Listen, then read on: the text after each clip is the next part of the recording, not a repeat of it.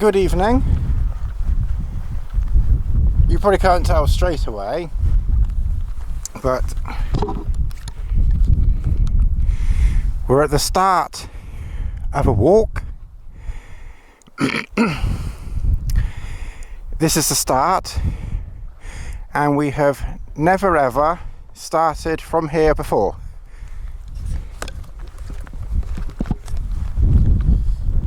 So this is a really big thanks to Robin for mentioning about Belston, for mentioning about this, where to start from here. Nobody else come here, use the car parks. So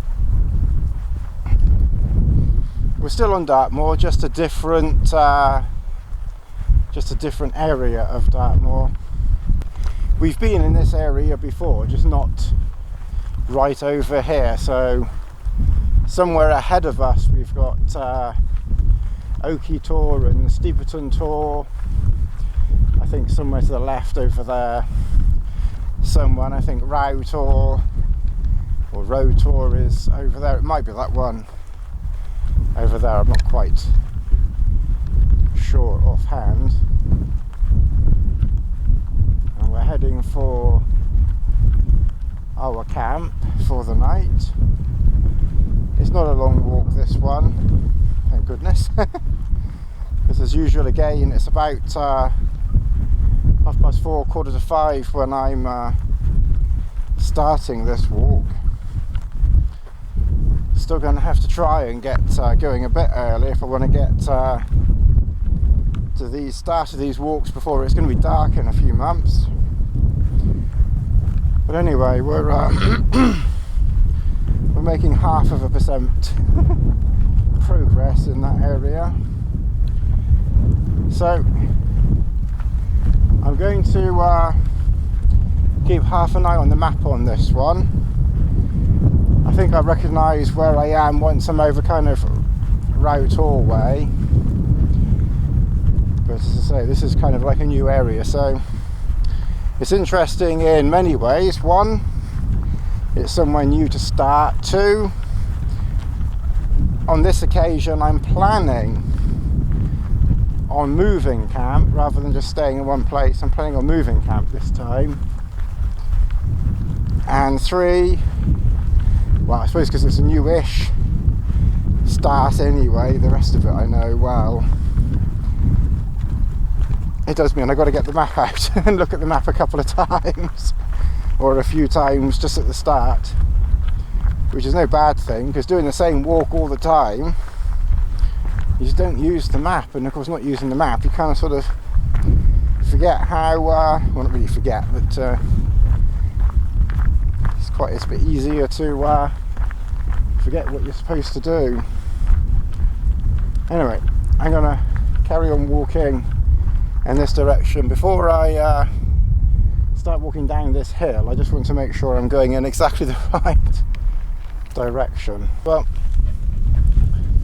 it was suggested to take the path over in that direction to Row Tor and then hit East Mill Tor in that direction, but there is a path that goes this way and it kind of cuts a corner off, so I'm going to try this way. There's no path, I think the path will run out and then it might get a bit boggy looking at the map, but I think we've had plenty of bog before.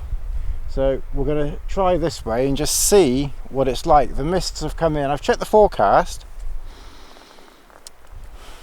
Interesting, it's a westerly breeze at the moment. Overnight it's going to hit a northerly breeze from the north, and then in the morning it's going to be easterly. So it's swinging around all night. So that'll be making an interesting pitch of the tap.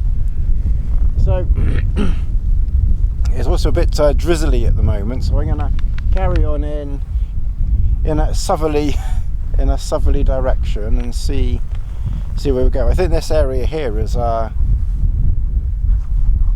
dog walking paradise here, and there's just several people park their car at Belston and then bring their dogs up here. Okay, well, it's 7:15 and we're up on East Mill Tor. I couldn't find any really good spots up here. I'm told there are some spots up here, so I'm not quite sure whether I've pitched where other people do or not. Good to pitch somewhere different anyway. But basically I'm on the sort of the southerly point of East Mill Tor. Can't see anything in the mist. I think walking in on that side as I did, probably not the best idea. It kind of worked okay, but to get to water it's very, very boggy to get to water, so I think probably coming around the sort of the west side of East Mill Tor, which is what I was told to do, is probably the better option. I just wanted to see what it was like sort of coming in that way. But as I say, it was a nice way to come in that way. It's just getting water's not quite so easy.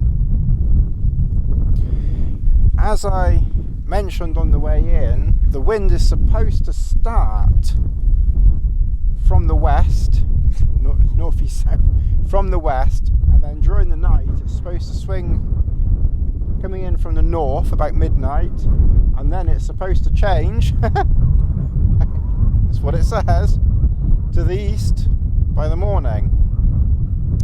So bearing that in mind, I haven't completely finished pitching, but bearing that in mind, I've pitched this bit here as high as I can within reason.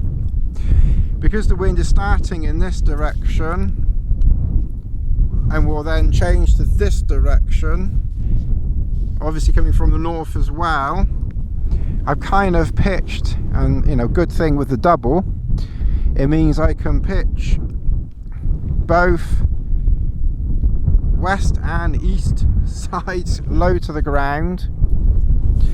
I've pitched the back, it's not that low, but it's certainly not that high.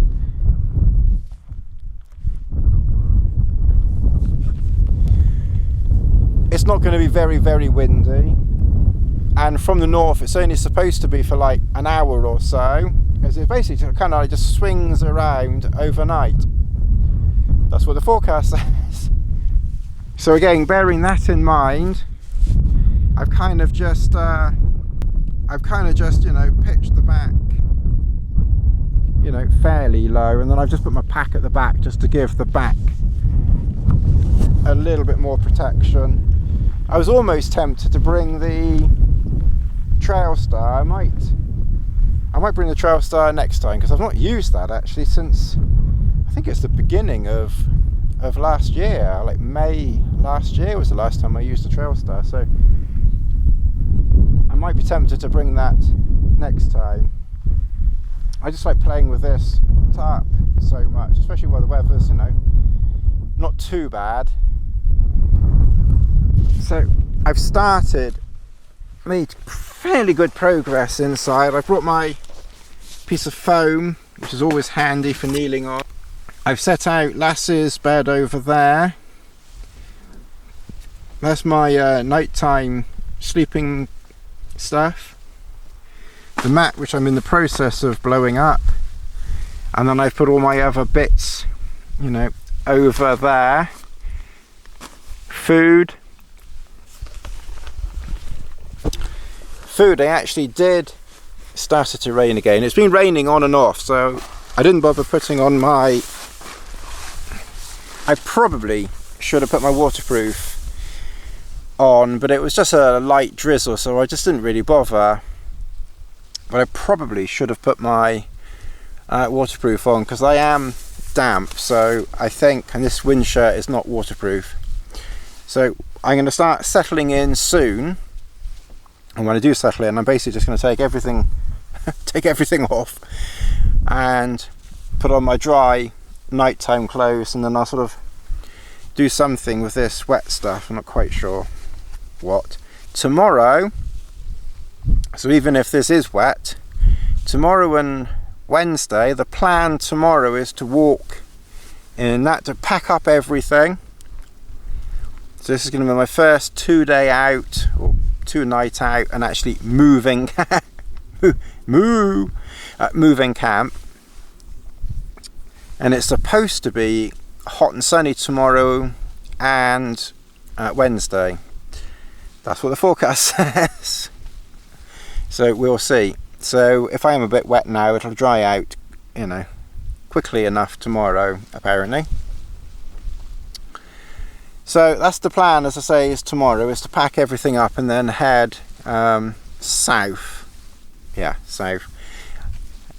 Camp probably near Linz Tor is my plan. So it's not a very long walk.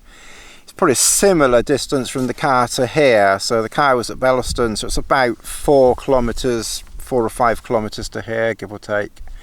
And I think Linz Tor is about 4 or 5 kilometres from here. It's not that far, and it's a pretty easy walk, I have to say. But that's fine. I'm happy, more than happy with that. So I can just take my time and, you know, pack up here, lunchtime, get there, you know, mid-afternoon would be good. And then of course when I head back to the car on Wednesday, it'll be a longer walk back, but that should be fine. My pole, as you can see, is not absolutely completely straight, and in fact the inner is not completely in line with the middle either. That's partly by design, partly accidental, but I'm kind of happy with that because, as I say, I've had to pitch high in the middle and then pitch everything quite low, you know, angled down quite sharply. So if I'd have had this more in the middle, you know, and for sitting here, which I'm not exactly going to be doing at night, obviously, but for sitting here and unpacking the pack, and then I'll probably have to, well, it should be dry in the morning. But as I say, for unpacking the pack, it was kind of like convenient that I had this tiny bit of space, you know, this side, and pitched high. Even though I'm on the side, as you can see, I've still got stacks and stacks of headroom, which, you know, even in a half decent tent, you kind of struggle to get. Good morning. It's about 8 o'clock. I'm actually probably going to put my head back on the pillow and close my eyes for a bit more. Most people are waking up at 8, but I'm going to get some more sleep, I think. I need it. I really think I'm going to close my eyes anyway. Whether I actually fall asleep is a different matter.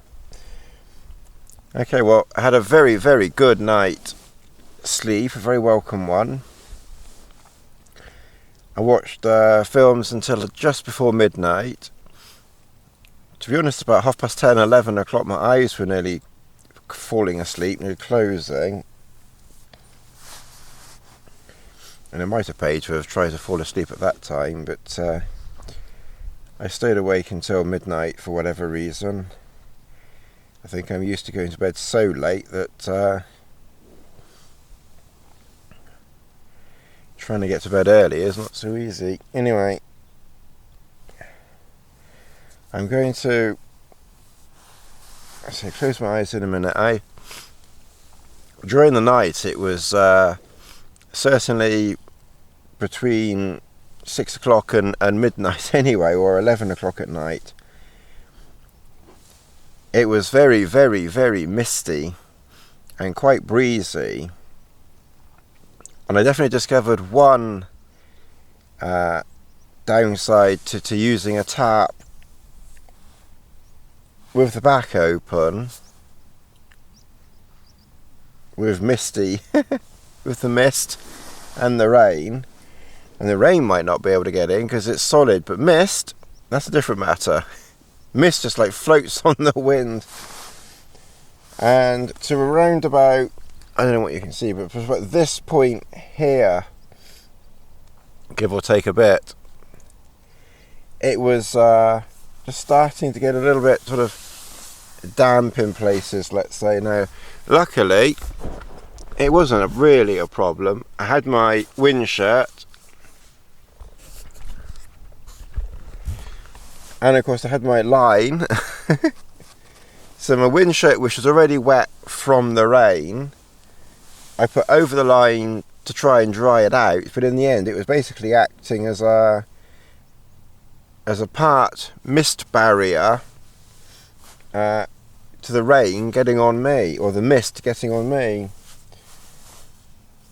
But some mist was still getting through, so I had my MLD quilt liner just in case it got cool. So I tend to carry that unless I know I'm not going to need it. I tend to carry that. It's so light. But I didn't need it, of course. It's very mild. But I used that to go over the sleeping bag, plus my shirt, which I put down there. So I put various sort of clothing items over the sleeping bag just to try and keep the mist off, and I think it's done a pretty good job actually. So as I say, when in Rome you just kind of sort of wing with it a bit. Lassie of course was wet, but Lassie of course was wet and was leaning against my thing, so the plastic bag thing that I used to put my tablet in for watching a film, I put that sort of next to me inside, so that acted as like a waterproof barrier so that Lassie wouldn't get me wet. So everything that needs to be dry is dry, pretty much, I think. And the things that are wettest, my socks are soaked, but that was to be expected. They were wet when I got here. Obviously my shoes are wet, but again that was expected. I think my shirt is actually dry, and of course my shirt's been on top of the sleeping bag, so probably some warmth from me has probably dried my shirt out. My trousers might be fractionally damp from yesterday. But yeah, actually that worked out quite well. It's supposed to be a hot sunny day today. It's looking sort of damp and dreary and miserable at the moment, but the forecast definitely says sunshine today and tomorrow, so anything that's wet will dry out, and it's not cold. As I say, in the winter months I wouldn't have a tarp anyway, so there'd be less chance of a bit of dampness getting in. And in the winter I would have worn a raincoat, so my wind shirt wouldn't have got soaked. But it's very thin. It's very thin, so it's even drier now than it was. I've actually hung it up here. I just put it there like about 10 minutes ago, and it's already drying out a bit. Okay, well, the second good morning. I'm not quite sure what time it is. It's 10:30, 11. Just coming to slowly. I've not had breakfast. I've had one tea,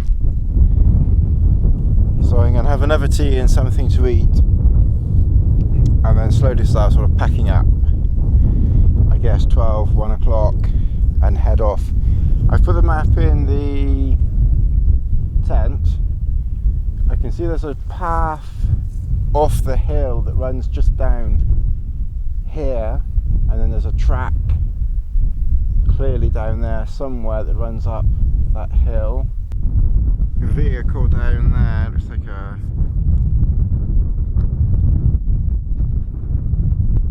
probably something to do with the army, I expect.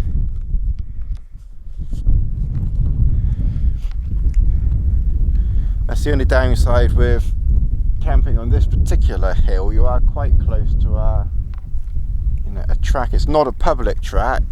It's a private track for the army and farmers and things like that. But that's the only downside that I can see.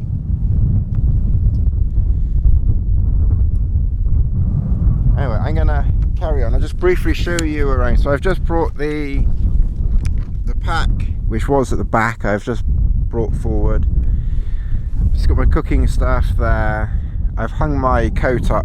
As I say, it was soaking wet. It's already, apart from this tiny little knot which is a bit damp, it's already dry.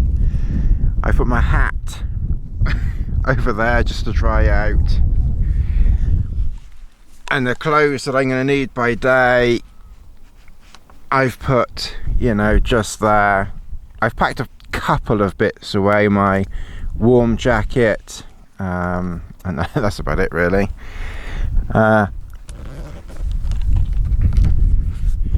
So there's still a lot more to do for tidying up.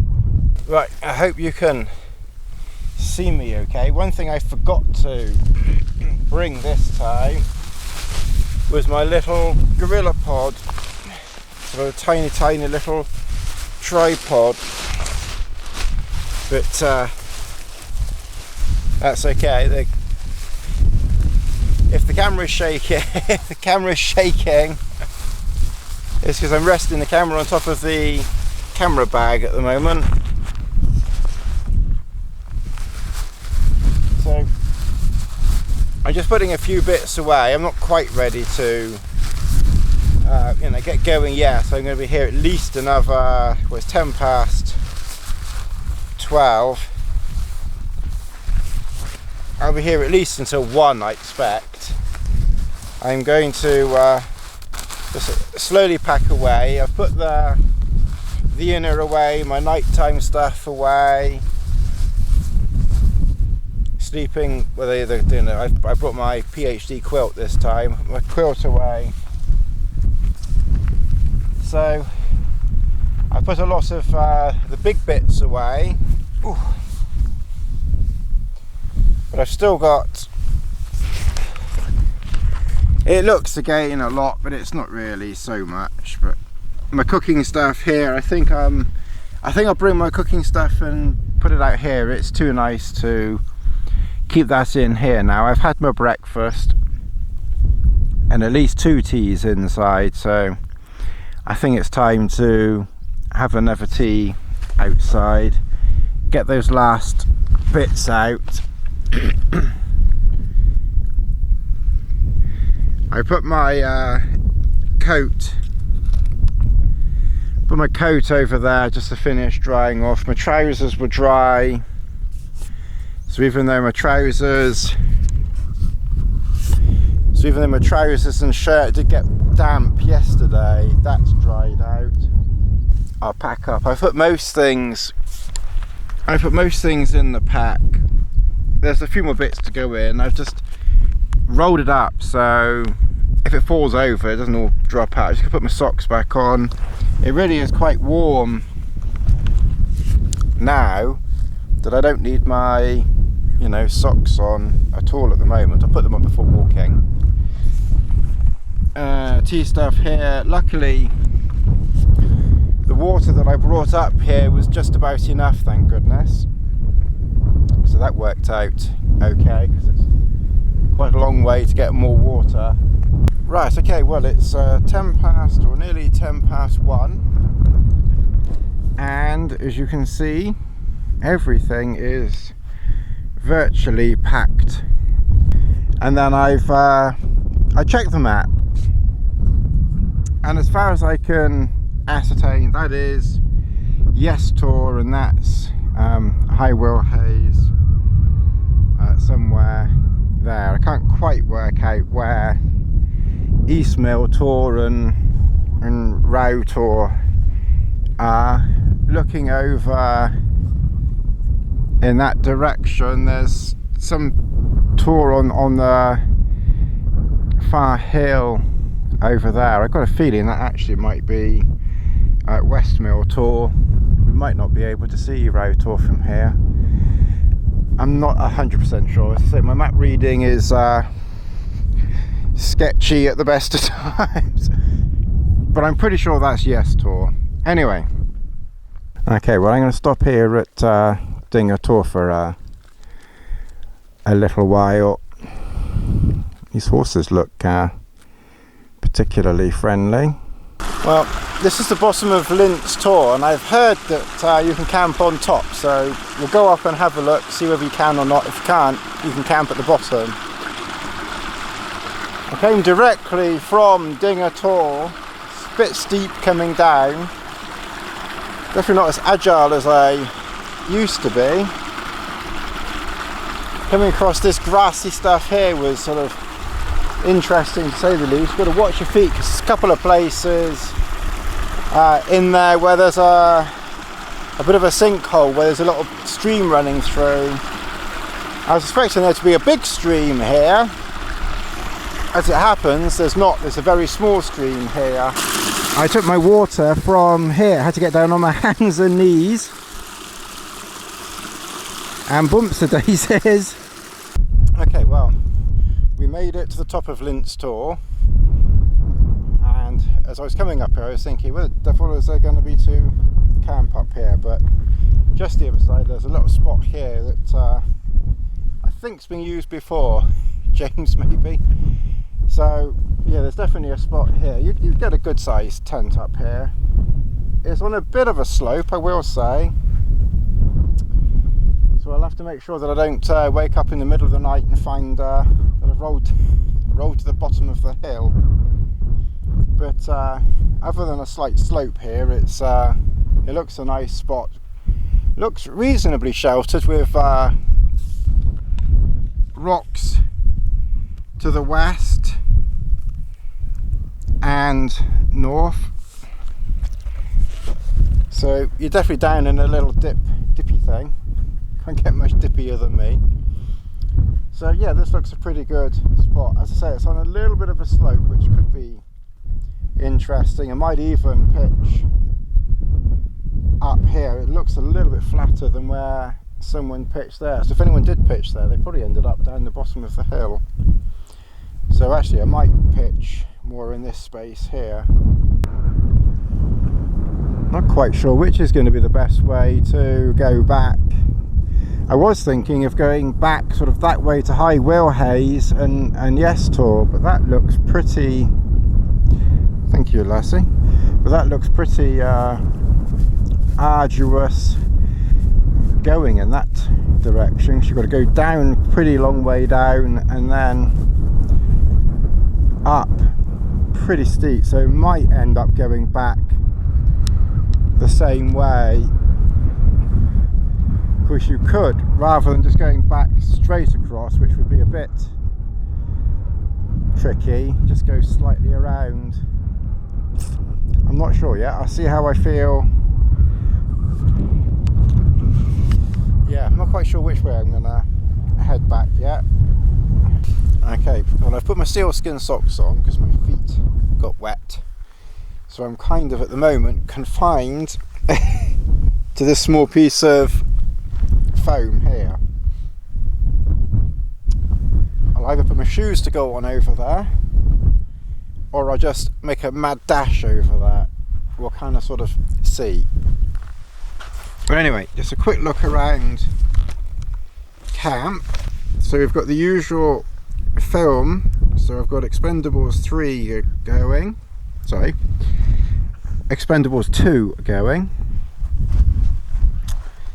Power pack charging my little speaker. Power pack soon going to have to charge phone. Tea. Cooking pot. I'm going to make a cup of soup soon. Food.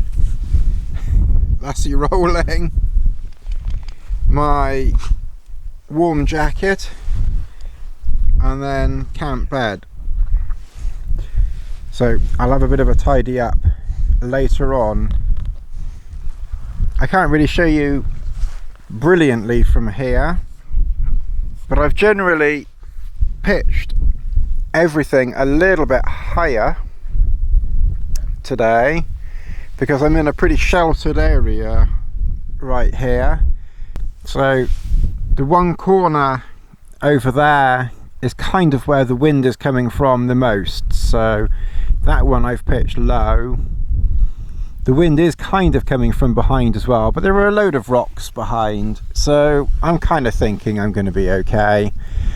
And even though the wind is coming from a slight sort of northeasterly direction, because that's the northeast, there's all those rocks over there that are, you know, giving me a lot of protection. So it's 7:10.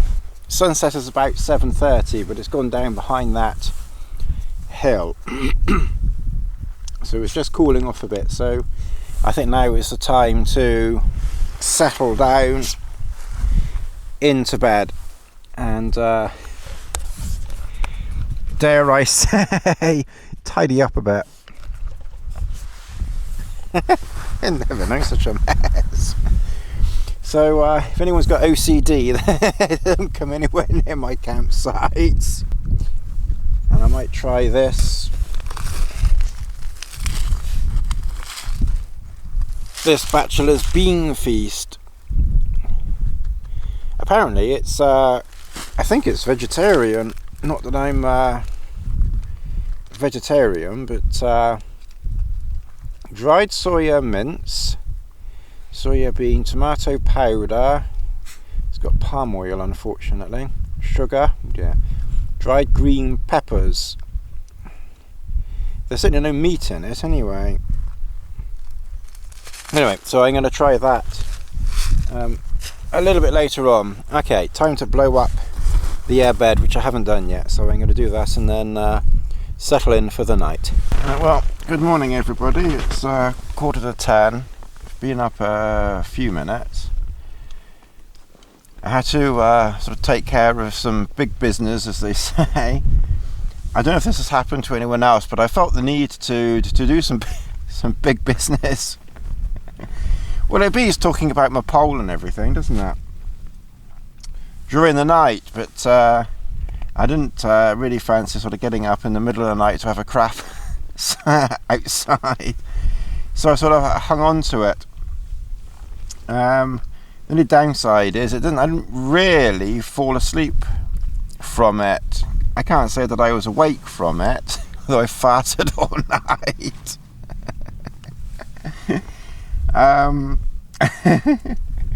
It probably explains why there's no sheep around here. I blew them all away.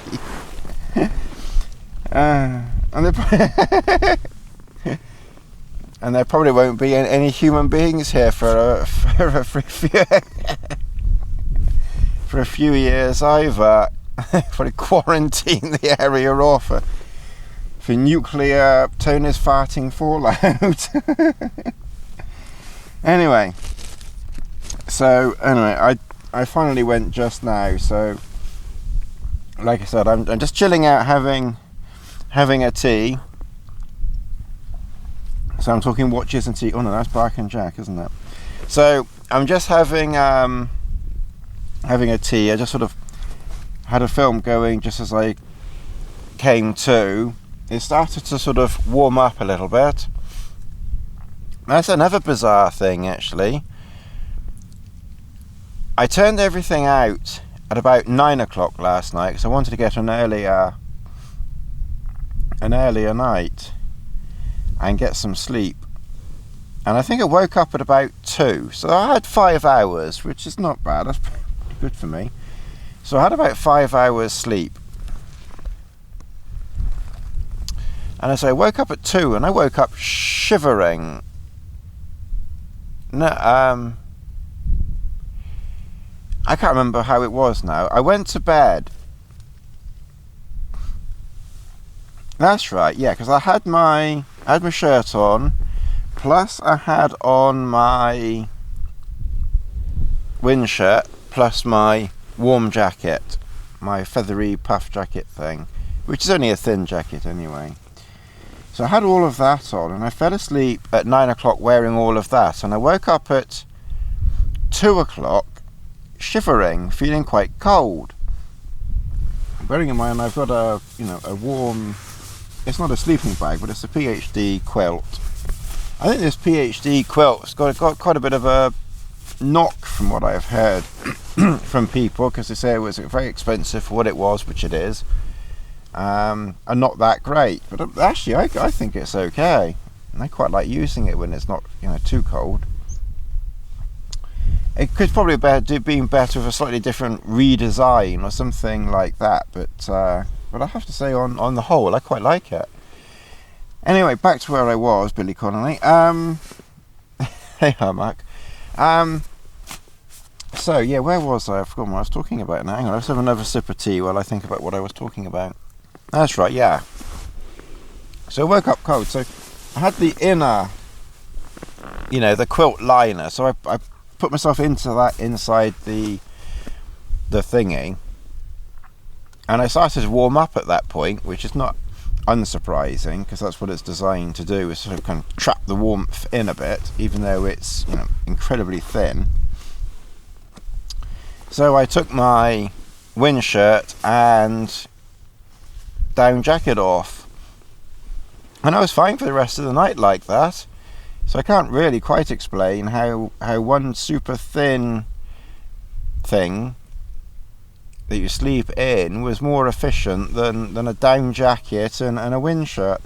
Anyway, maybe it was windy earlier on in the night, so maybe the chill effect was having a go on me, or what, I don't know. Anyway, I was comfortable. Like I said, I had plenty. There's never any chance of getting cold or anything. But after that, I just, as I say, because I really did need the loo, if I'd have been at home, I'd have just got out of bed and gone, but I couldn't really be bothered here, which was a bit silly, really. And there was a full moon as well, so, well, quite a high, good moon. Anyway, that's enough of talking about me, me and my bottom. Like I said, I just took a photo with the back of the camera where it says focus something and soft focus and something else. So anyone know how to get rid of that? Because I don't need that coming on. I want it to focus all the time when the camera is moving, not to lock focus. Anyway, I'm going to finish this tea and then I'll come back to you because I want to talk about my watch in a minute. Actually, not that watch, wristwatch, check, but this watch here, a proper watch. I wanted to talk about the Ambit 3, the Ambit 3 Moves Count app, and View Ranger. I think what I'm ultimately going to do is head for Yes Tor and go back that way. And just for the fun of it, I mean, it's an easy walk back. It's sunlight, don't need... I'll check the map and compass, well, I'll check the map a few times, but it's an easy walk, so you're not going to get lost or anything. But just for the fun of it, I just wanted to see if there was a way of plotting a map or a route in the middle of nowhere and getting it onto the watch. The answer at the moment is no, but I almost got there. On the Moves Count, which is the Suunto website, you can plot maps or plot routes on their website, although their website is very, very, very basic, and their maps are very, very basic and not the best for plotting routes. But on the Suunto website, Moves Count, sort of heard like a farmer or something like that, like some noise and some, sounds like sort of someone calling sheep or something. Anyway, go back over there, Lassie, go back over there. So anyway, I tried to see if I could plot a route using my phone on the Moves Count website. Now obviously to do that you need internet access, and if I stand up here, there's some internet access. It's not great, but there was a bit standing up. But it was I couldn't plot a route. So I then thought, is it possible to plot a route on the View Ranger website, or on the ViewRanger app, and somehow get that over either to my phone. So it's on my phone already. It's too early in the morning. Was there some way of plotting a route using ViewRanger and then getting that onto the watch? Now, maybe there's a better way of doing it, and it would be good if there was a way of doing it where you don't need internet access. But ultimately, the only way that I could see of any chance of doing it was to plot a route on ViewRanger, then save that on the drive, Google Drive, then open up Moves Count. Now this took ages trying to figure all of this out. This takes 2 seconds to say, well 5 minutes to say with me. But I was fiddling around trying to work out how to do it, and I hadn't even plotted a route on ViewRanger for a while, so that took a few minutes. Anyway, so I plotted the route from here back to the car on ViewRanger.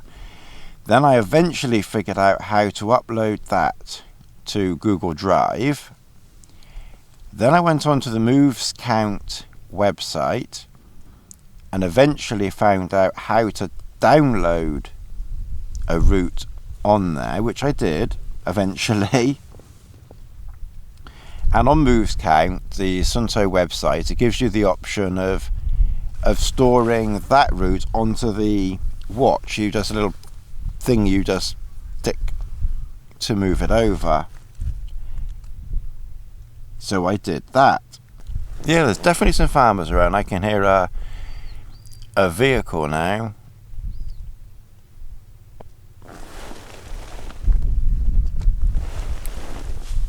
Anyway, so I ticked that box. So everything was eventually, as far as I could tell, sorted out on the Moves Count website.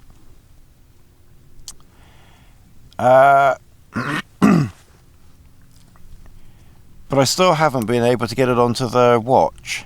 So it's on the website, and obviously I can access the website briefly. I've got the app on my phone. The phone is synchronized to the watch, but I couldn't get or at least I haven't yet got the route on the watch. So as I say,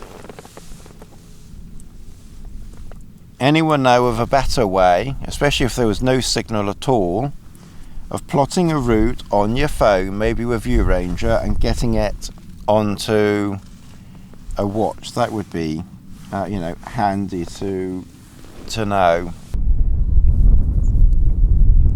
I think for 1 minute, Lassie thought she was being useful and helpful in rounding up all of our sheep. One farmer just sort of whizzed past here on his 4x4 buggy thing with 3 dogs.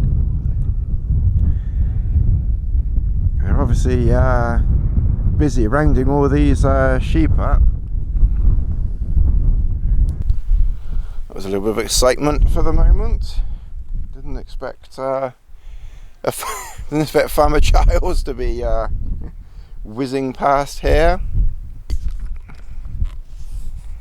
being rounded over.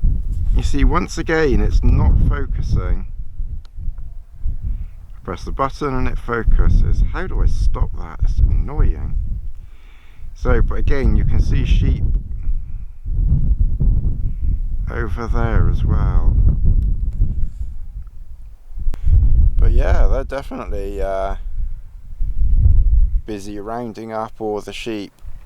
And it's almost as if the sheep know where to go, because there's nobody corralling those sheep over there, yet they're all going in that direction in a long line as well. There's nobody over there. Yeah, you look at those sheep there. Again, it's out of focus. Press the button to focus it. This is stupid. Okay, so you can see there's a line of sheep there, and I think there's another line of sheep there. Yeah, I don't see anyone or anything behind. and yet the sheep are going in that, all in that direction. There's another load of sheep over there which you might just be able to see.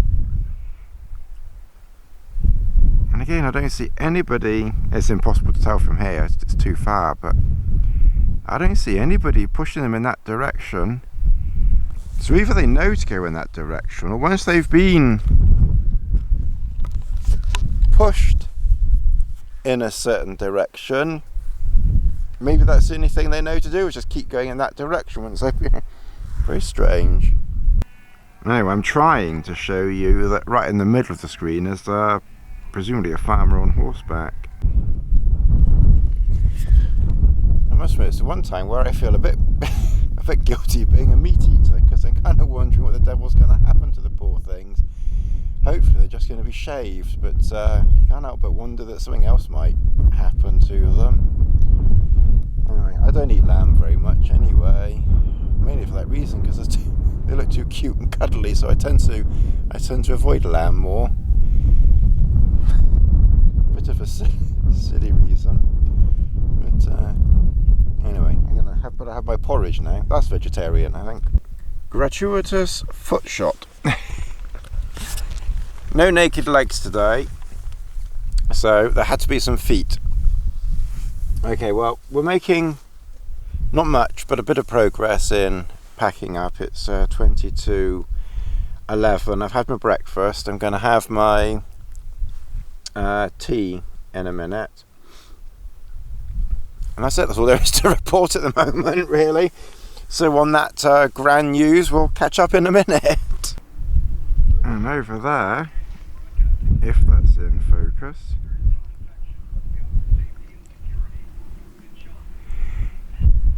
you've got the army, and now they're leading the sheep. So the farmer thought, let's get some help. But got a whole load of army folk out.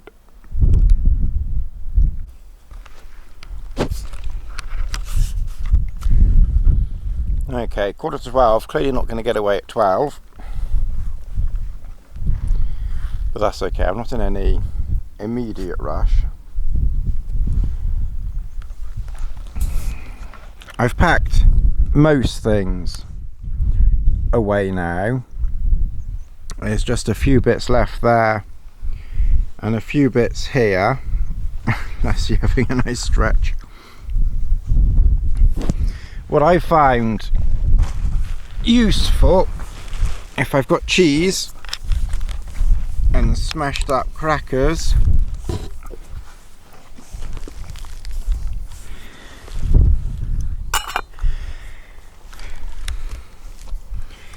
is to put broken crackers in a slice of cheese and then kind of sort of roll it up into a sandwichy type thing. And that tends to work quite well.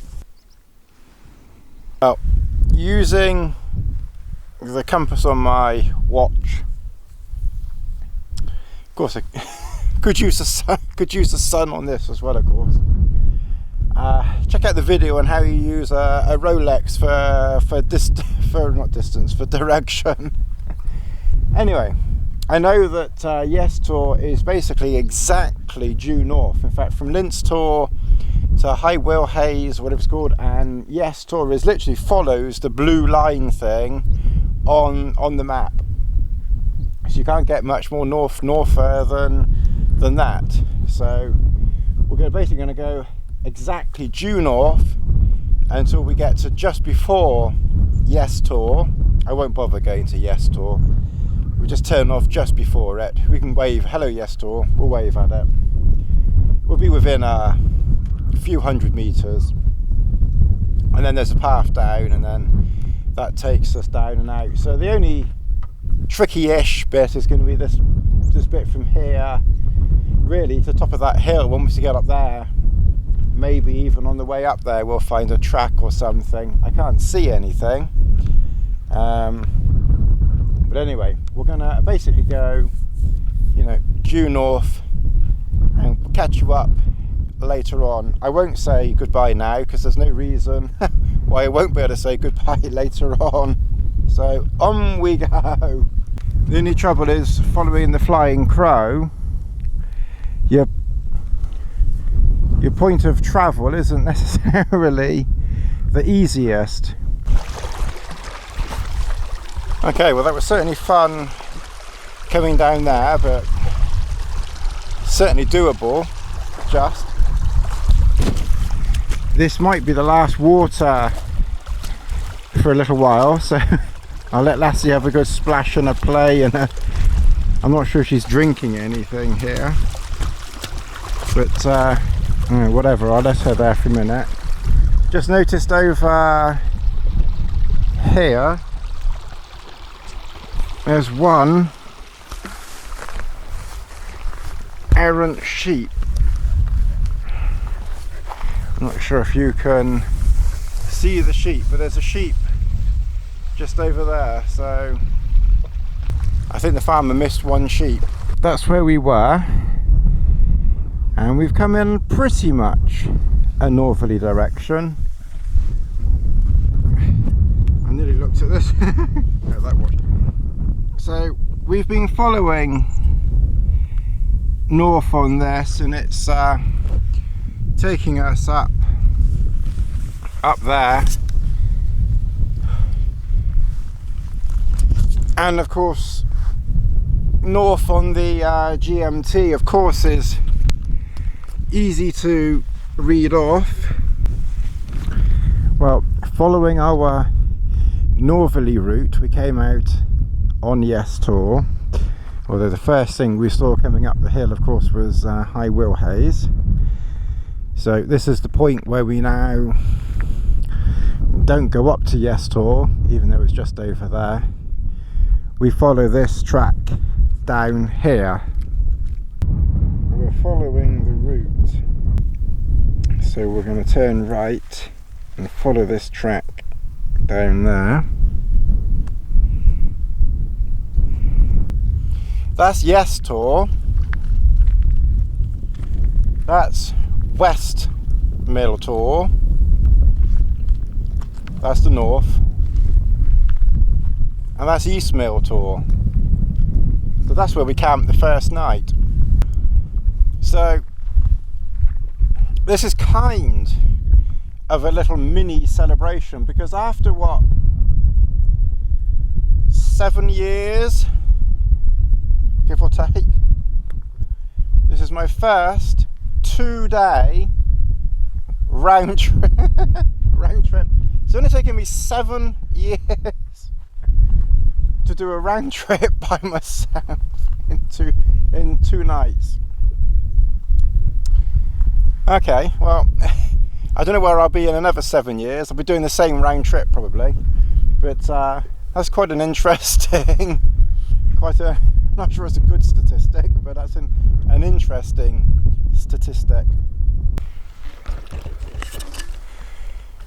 Okay, well we're very near the end of the walk. It's nearly 2:45, so I'll be back to the car by 3 o'clock at the very, very latest, probably just before. It's not far now, so certainly back by 3. It's certainly been an interesting walk, very enjoyable.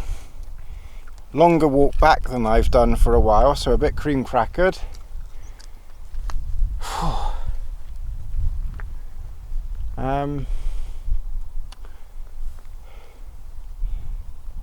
Good job I put my shorts in. I didn't wear my shorts yesterday, although I probably could have done and should have done during the day, because it was certainly warm enough. But at the last minute I just had some that were in the car, and I just hadn't got round to taking them out of the car. And when I was here Monday, I knew the forecast was for hot sunny weather yesterday and today, so I thought, oh, just on the off chance I'll put them in. They don't weigh much, so good job I did, because I've worn my shorts all day for this walk. But anyway, that's this walk finished, ready for the next one. Get out again in October sometime. Thanks for watching. Please subscribe, like this video, I believe YouTube are doing strange things, or have been doing strange things with their analytics and everything now. So if you can like my videos, even if you don't watch them, or even if you don't like them, can you stick a like on? Because I think that helps a lot with YouTube. And also hit the notification bell so you get notified when a video is up. Anyway, it's time I finished this walk, and I will catch you all again in the near future. And thank you for watching. Bye bye. Okay, well, I've just stopped before the end of the walk. Just gonna have a quick drink and a bite to eat just before getting back to the car. So I just wanted to show you. So this is the end of the route on View Ranger, and you can see this is moves count on the phone, and you can see that I've copied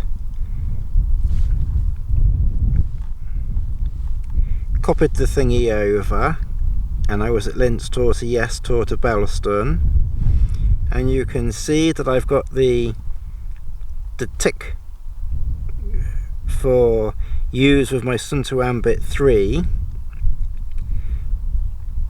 but it's not getting there. But it doesn't put it on here. I've got 4 routes which have always been there, and it's none of those. That Bellston is a different one. That was the walk that I started the other day. So I don't know if anyone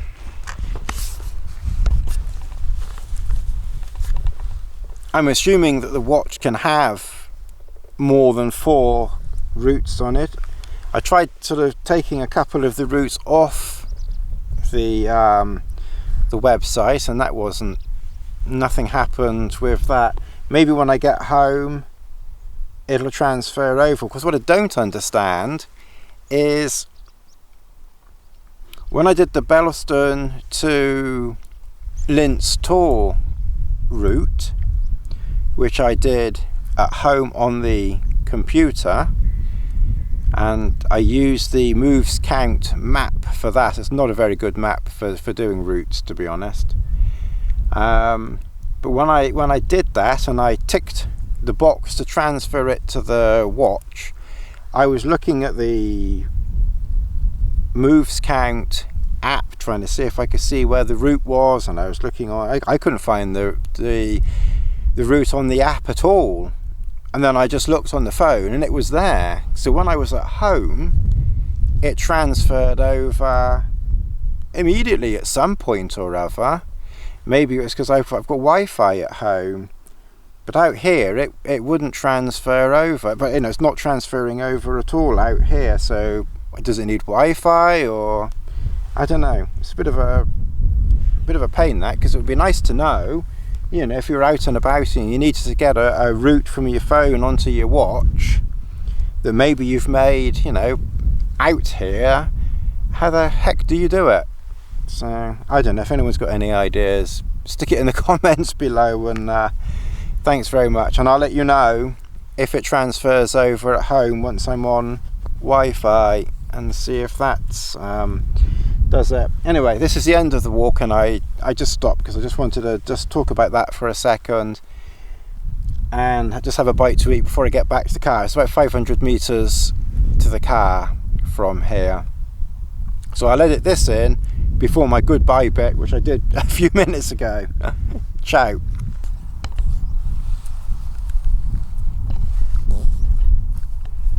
And it's still not focusing. And then I press the button on the back and it focuses. So that's another question. How do I stop it doing that?